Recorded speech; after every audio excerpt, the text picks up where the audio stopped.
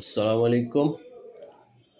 আমি যখন স্টুডেন্ট ছিলাম তখন থেকে আমার কবিতা আবৃত্তি করতে ভালো লাগতো এবং কবিতা আবৃত্তি করতাম। তো আজকে আপনাদেরকে একটা কবিতা আবৃত্তি করে শোনাবো। কেমন হয়েছে বলবেন।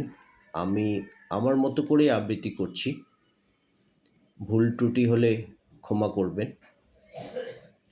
ওইখানে তোর দাদির কবর ডালিম গাছের তলে, ৩০ বছর ভিজায় রেখেছি দু নয়নের জলে।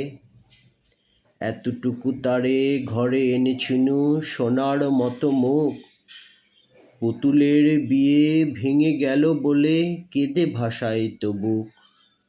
এখানে ওখানে ঘুরিয়া ফিরিতে ভেবে হইতাম সারা, সারা বাড়ি ভরি এত সোনা মোর ছড়াইয়া দিত কারা।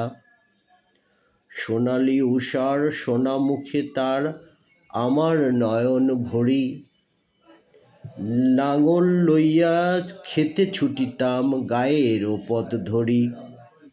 যাইবার কালে ফিরে ফিরে তারে দেখে লইতাম কত, এ কথা লইয়া ভাবিসাব মোর তামাশা করিত শত। এমন করিয়া জানি না কখন জীবনের সাথে মিশে, ছোটখাটো তার হাসি ব্যথা মাঝে হারা হয়ে গেনু দিশে।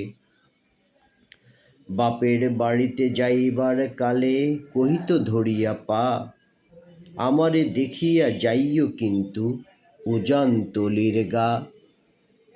ওইখানে তোর দাদির কবর ডালিম গাছের তলে, ৩০ বছর ভিজায় রেখেছি দু নয়নের জলে।